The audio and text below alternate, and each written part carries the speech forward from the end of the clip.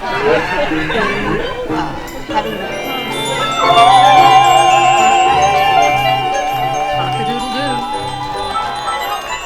at Urban Arias, we pride ourselves on timely and relevant operating. That's why.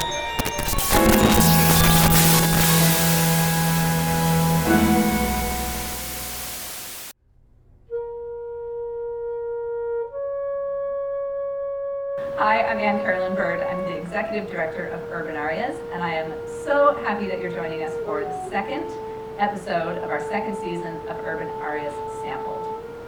We are about to premiere Unknown, a commemoration of the 100th anniversary of the Tomb of the Unknown Soldier, and I'm here today with the performers. We have Taylor Raven, Schyler Vargas, Michael Mays, and Urban Arias founder and artistic director Robert Wood. So welcome everybody.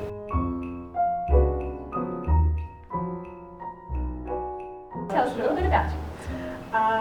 Yes, I am from North Carolina, born and raised, and I got into singing a little later than my colleagues, I think. I can't speak for them, but I was a math major starting out in college. I wanted to be a math teacher, and I was in Cal 3 or some horrible class, and decided, you know, this maybe isn't the path. I love math, but that's why she can count to 7. Exactly. Useful skill for new music. And it did come in use. It came in handy when I had to cram how to learn music really quickly. I was like, oh, this is math. This is fun. So wow, I have so many similarities.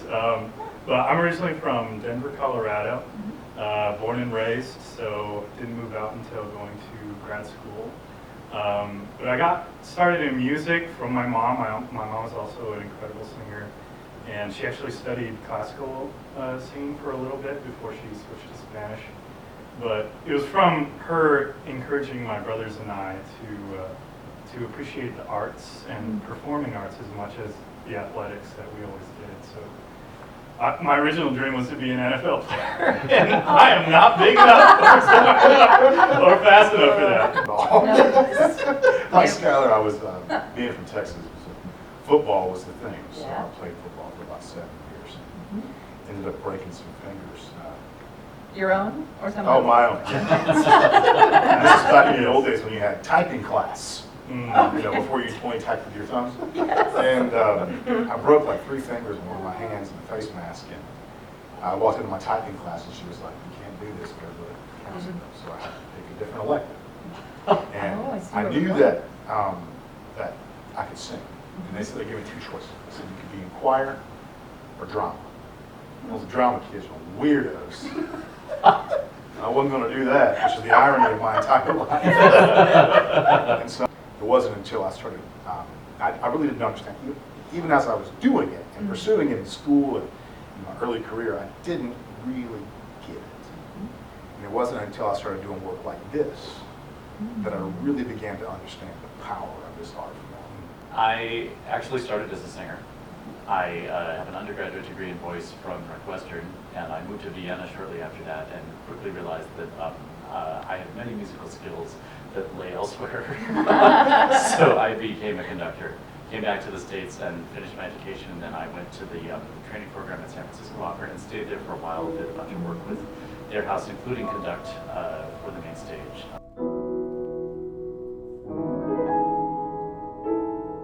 Absolutely. So in February 2021, I get a call from Sean Jeffrey, who is Vice President at ADA Management, which is my manager. And she said, I have this idea. This is the 100th anniversary of the dedication of the Tomb of the Unknown Soldier. Maybe, since you're in Washington, and specifically actually the company is in Arlington, you could do something about this. And I said, that's an interesting idea. It sounds wonderful. What were you thinking? And she said, well, maybe an opera, maybe a song cycle. And so after many discussions with her and with you, we came up with the idea of doing a song cycle that would honor this commemoration. That was a very short runway to put all of this together. It was only about 7 months between the idea and where we are right now. Yeah. We were uncertain at the time what was going to be happening in the fall in terms of things being open and venues being available, and so live performance seemed iffy to us. And the original idea was then to do this as a digital piece, and that is what we're going to do. So create, take this song cycle and then make a film out of it. Immediately, I knew what the Tomb of the Unknown Soldier was, but I didn't really know the actual background and significance of it, which I feel like a lot of younger people kind of have that same perspective. And then when I looked it up, I was like, oh my gosh. So, yeah, I grew up in a military town. So I grew up right outside of Fort Bragg. So I knew a lot of people in the military. A lot of my uncles on my dad's side were veterans, are veterans.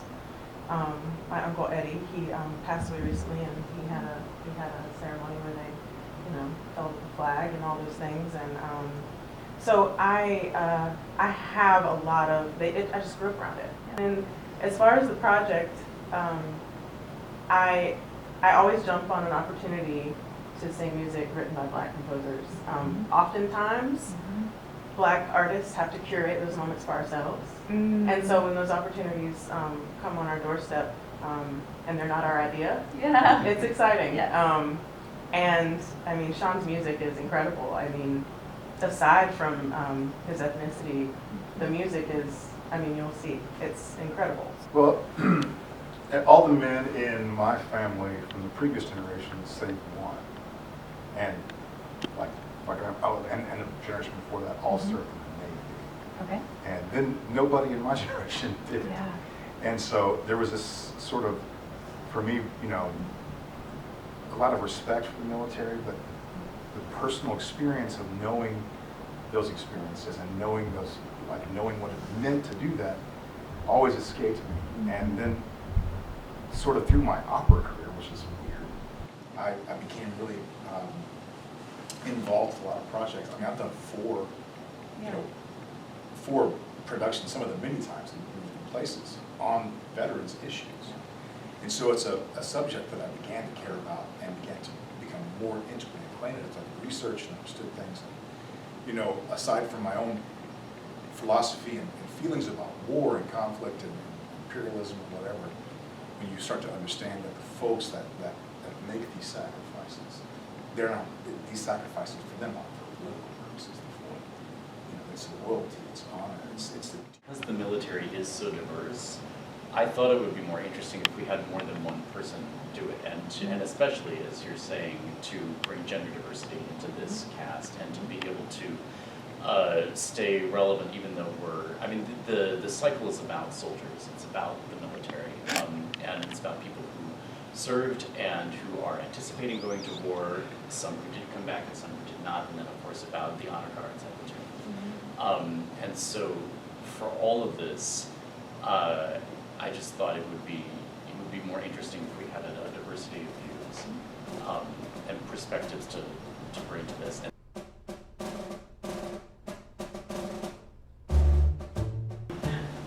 Yes, I grew up very diverse. My mother's white, my dad's Black. I grew up with a lot of different viewpoints, opinions about military, about this country, about its leadership, about politics in general. So I kind of had the privilege of kind of absorbing all of that and growing into myself and getting out in the world and thinking, where do I lie? And there are some people that I know and love who would say that joining the military as a Black person is, you're a sellout. You're fighting for a country that doesn't value you, that doesn't put you first, that doesn't afford you the same opportunities, that you have to fight and claw, and you can't even, you can't achieve the same things unless you are at the tip top of excellence. So some would say that. But I also have many people in my family who have served and who value this country, value what it allows for them. And so it's difficult. It's a difficult question. I think I do love this country. I love living here. I love the people that live here. And I love the resilience of of Americans. I think most people are good, and I think that a lot of these differences that we think we have are curated by something outside of us. They're things that are created for us, and they're a system that we're put into. And I think being an artist is so incredible because we get to fight that every day when we go to work, and we get to, you know, hang out with people of different backgrounds, and we get to see firsthand, like most people don't, that we're all important and special and enough. And I think this piece is so important, and in the way that Urban Arias has curated it, because there's a Black woman, you know, there's, you know, a Hispanic male, a white man. We're all standing on stage together, singing the same words, often in unison, because we are equal, because we all deserve to be here. This is our country, and despite what people say and what you know the higher ups may have us believe, it's ours, and we deserve it, and we deserve to fight for it. When we say we the people, that's the country. The country isn't a flag. The country isn't a border. The country is the people. So whenever you say, I love America, what you're saying is, I love the American people that make up America, because we're the first country that was built on the concept that we are the people, not birthright, not, you know, a heritage, not a legacy, but just the simple fact that we're all here in America makes us American. We tell these stories. We're telling the stories of individuals. We're telling the stories, their particular stories. And the great thing about telling the story of an individual, rather than a faceless, nameless sort of thing, is that when you're telling their stories, you can reach into people that may not be familiar with it or may be conflicted about it, feel about the military, but you can't be really conflicted about the human experience.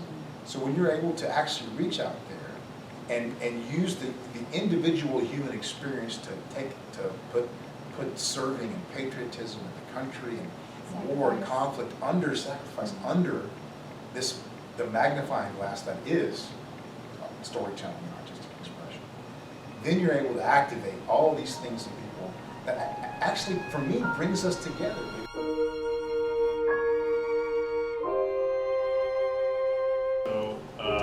So yes, I have done a variety of different things, and the first project that I did actually was back in February, and it was a whole concert that was produced in a theater, but with no audience members. And I can't tell you how just awful it feels to do stuff like Rodgers and Hammerstein in a theater with nobody there. Like, trying to put on this face and extract energy from nothing is just, oh my gosh. And then to go to St. Louis to do an outdoor festival. Although, like, for me, an outdoor festival in costume in the summertime in the Midwest is my nightmare. Yeah. But even that, like, when we first stepped into the rehearsal room and just listening to a real piano play live, and then real voices, even though they were covered by a mask, was just incredible. After singing into this void, singing into black mirrors, like into the phone cameras, The soulless black circle, and like having to introduce something with nobody around, you're talking to yourself, and then you screw up again and again and again. So many takes. Like, but then to take all of that experience and then to come here and do a project that is so incredibly meaningful to everybody, not just one or two people, but everybody involved, feels like the same, like on the same tier for the first time for me in a long time.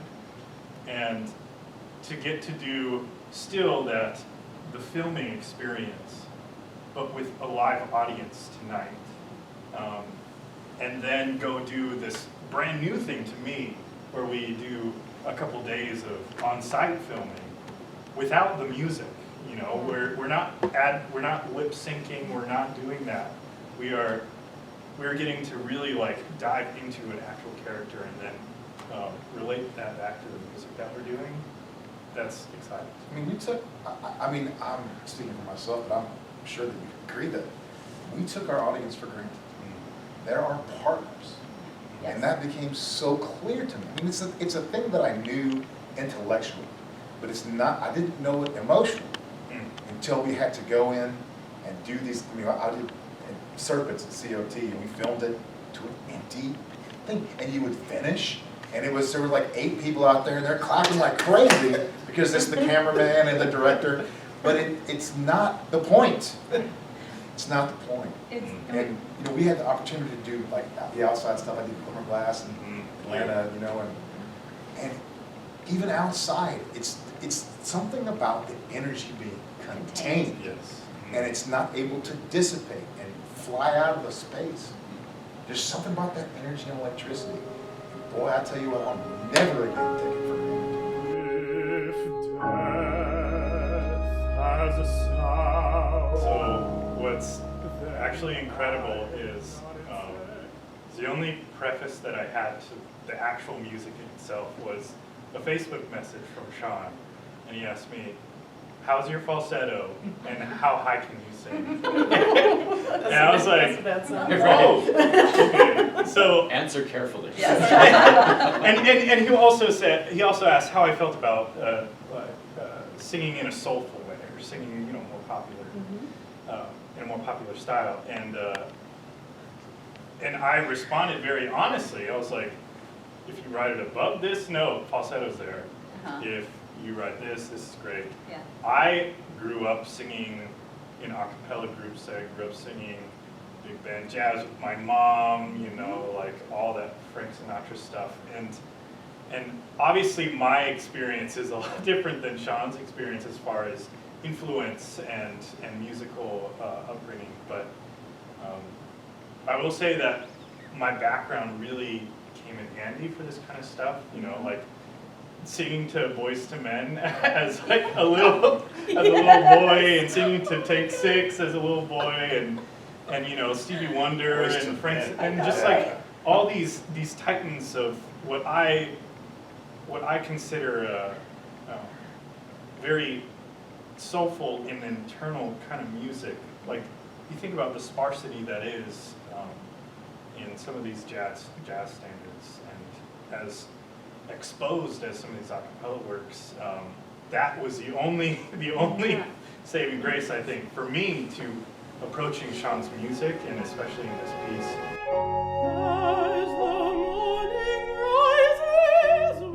It means, to me, sort of a classical style, maybe classical forms fused with other forms and other styles. So you're taking elements of, if it were just a blues song or a bluegrass song, it would sound like that. And there is a number in a bluegrass opera we did called The Last American Hammer that really does just sound like that. But then the rest of the piece can feel like it has some influences from, 20th century American composers of different kinds that are more in the classical realm. So I purposely wanted to work with Sean on this because I had heard other music of his that showed me that he was very comfortable with being, and not afraid to explore these other things and to meld them together. And my view is that if we want new audiences to come to our work, we need to make a bridge between the kind of music that they think we do, and that actually we do too, and the kind of music they actually like. Yeah. Thanks so much for watching. Next week on Urban Arias Sampled, we're going to talk with Christine McIntyre, who is the director of our film production of Unknown, as well as some members of the active duty and veteran military community, about the strange intersection between the arts and the military. So thanks so much for watching, and talk to you soon.